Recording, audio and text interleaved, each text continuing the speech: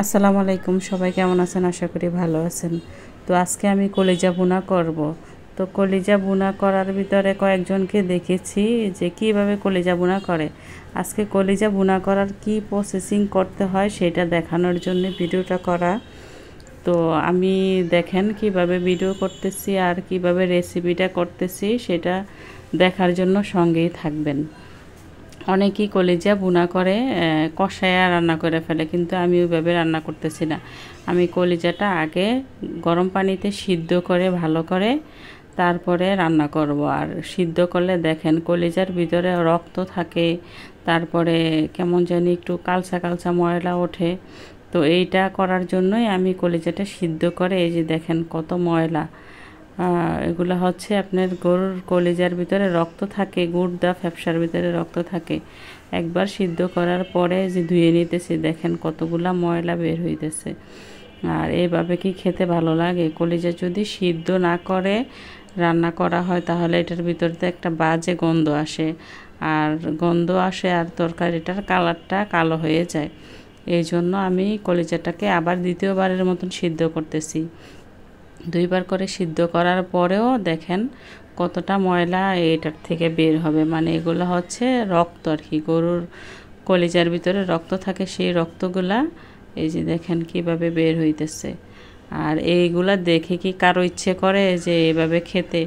অনেক আপুরা আছে নতুন রাঁধুনি যারা জানে না আসলে কিভাবে কলিজা রান্না করতে হয়।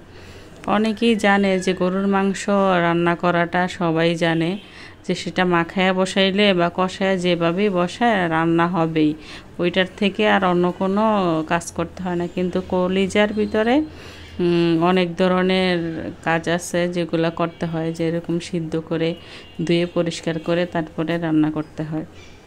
তো আপনাদের জন্যই আমি আজকে এইভাবে চলে আসলাম।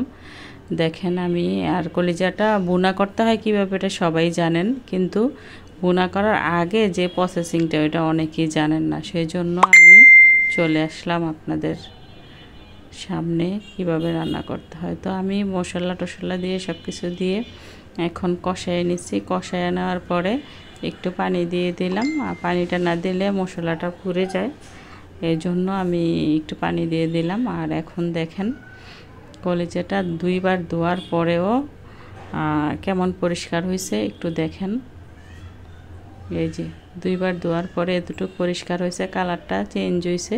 আর যদি না ধুয়ে রান্না করতাম তাহলে তো একটা কালো হয়ে যেত।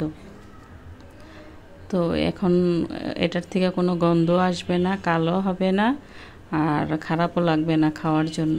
আমার রান্নাটা প্রায় হয়ে আসছে। আর যে আপুরা জানেন না যে কিভাবে রান্না করতে হয় কলিজা, তাদের জন্য আমি এইভাবে রান্নাটা করলাম।